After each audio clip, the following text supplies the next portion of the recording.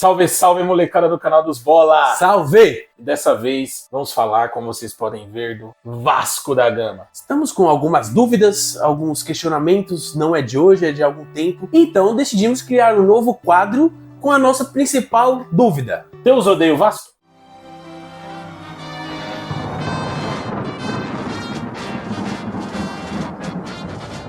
Deus odeia o Vasco? Será? Nesse ano eu resolvi acompanhar o Vasco de perto. Como vocês podem ver, eu sou palmeirense e a torcida do Vasco e do Palmeiras tem uma certa amizade. Eu decidi acompanhar essa agonia vascaína aí e ver se a gente consegue responder essa pergunta. E é muito triste, né? A gente tá vendo aí os jogos do Vasco, aquele jogo meio apático, tem jogo que é bom.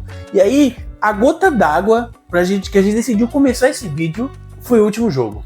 Depois do 4-0 do Criciúma, já foi complexo, mas, cara, 6-1 pro maior rival é coisa de maluco. Cara, os vascaínos já não aguentam mais. E eu quero saber um pouco dessa dor vascaína também, né? Ter esse pouco de empatia aí. Eu acho que é uma questão que todos os torcedores de futebol ficam pensando, será que acontece com o Vasco da Gama? A questão que parece ser sobrenatural. Não, só pode. Porque os caras têm uma torcida fenomenal.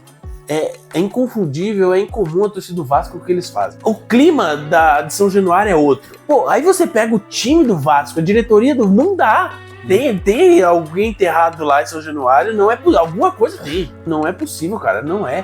Todo ano o Vasco é a mesma coisa, todo santo ano. Eu acho que os vascaínos devem dormir pensando, o que eu fiz de mal na vida? Não. O que será que eu fiz, né? Falando um pouco do jogo contra o Flamengo, né, só pra deixar claro aí, cara, os gols que o Vasco da Gama tomou contra o Flamengo é coisa de maluco. Se o Vasco já começou bem, a torcida do Vasco já inflamou, o Vasco era mandante, tinha mais torcida no estádio. Todo mundo ali já pensando que poderia ser um dia interessante pro Vasco da Gama, né? E, cara, se você olha os gols que o Vasco tomou, tipo assim, o primeiro gol, o Maicon, não sei o que ele tentou fazer, tentou dar uma cabeçada no nada ali. O Léo Jardim, era defensável a bola, era defensável. Mas o segundo gol já é uma patifaria. Os caras cobraram o escanteio curto, tinha 8 jogadores do Vasco na área e o centroavante fez o gol de peito. De peito não dá. Cara, é um negócio inimaginável. E quando a gente achou que não dá pra piorar, os caras cobraram um escanteio e o zagueiro fez um gol de voleio dentro da área sem marcação. Isso pra mim é absurdo. Assim. E aí, o Vasco teve um expulso, né? Aí o que já tava afundando, só tacaram mais peso. O Rica Perrone até falou, não foi igual o 7-1, porque o 7-1 foi um negócio de 4, 5 minutos ali, tomou 5 gols e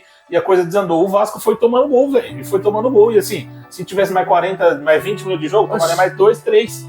Porque o Flamengo não desistiu e, para desespero dos vascaínos e para alegria dos flamenguistas, o Gabigol ainda fez o 6º gol. E aí, cara...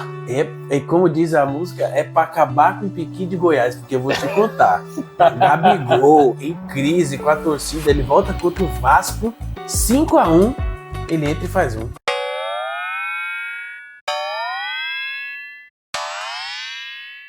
E assim, cara, os gols do Flamengo começou a ser golaço. Tipo, o 5º gol já foi aqueles dribles do Arrascaeta com o Bruno Henrique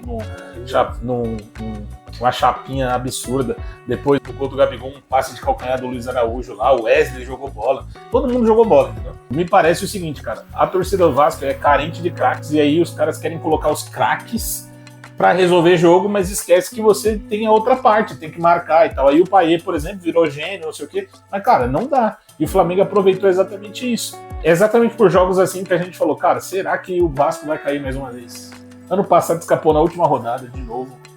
Foi épico, né? Chegou a ser épico. Loucura. Assim. Mas, cara, eu tenho a sensação que esse time ainda é, sei lá, é pior do que o do ano passado. Pois é, cara, eu tô nessa dúvida aí, tô matutando, não dá. Por isso que a gente decidiu criar esse quadro, Deus odeia o Vasco, pra gente entender o que tá acontecendo, pra gente entender se é sobrenatural isso. A gente vai analisar todos os jogos do Vasco, a gente vai contar um pouco do Vasco.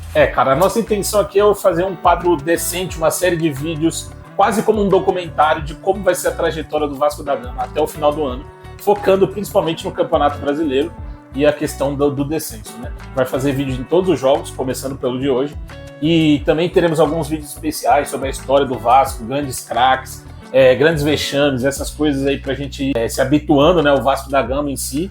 Eu quero pesquisar para saber mais e quero passar isso para vocês também, principalmente para quem não é vascaíno e não conhece. E a nossa questão é o seguinte, é uma tese, né? Deus odeia o Vasco? Qual que vai ser? Como que a gente vai ter essa resposta? No final do ano, a gente vai saber Se o Vasco da Gama permanecer na Série A, se o ano do Vasco for melhor, a gente sabe que Deus ainda tem um amor pelo Vasco. Se o Vasco cair, a gente sabe que a chance do Vasco da Gama ir para outros lugares e talvez um dia até desaparecer começa a ficar muito grande. Então, acho que a gente tem que saber se Deus odeia o Vasco, porque ser odiado por Deus é um negócio complexo. Então, é isso aí. A partir de hoje, quadro novo aqui no canal, Deus odeia o Vasco. Falou, molecada, fica com Deus, segue a gente, se inscreve no canal, mostra pros seus amiguinhos e manda pros seus amigos vascaínos aqui. A gente não tá querendo tirar uma com a cara do Vasco, até porque eu gosto pra caramba do Vasco. A gente quer seguir isso e ter um pouco dessa empatia pela agonia vascaína aí, que eu sei que tem sido bastante complexa nos últimos anos. Exatamente. E se você é vascaíno, não deixe de comentar aqui o que você acha do seu time, o que tá acontecendo com o Vasco. Nos ajude a entender isso, pelo amor de Deus. Muito obrigado, até mais.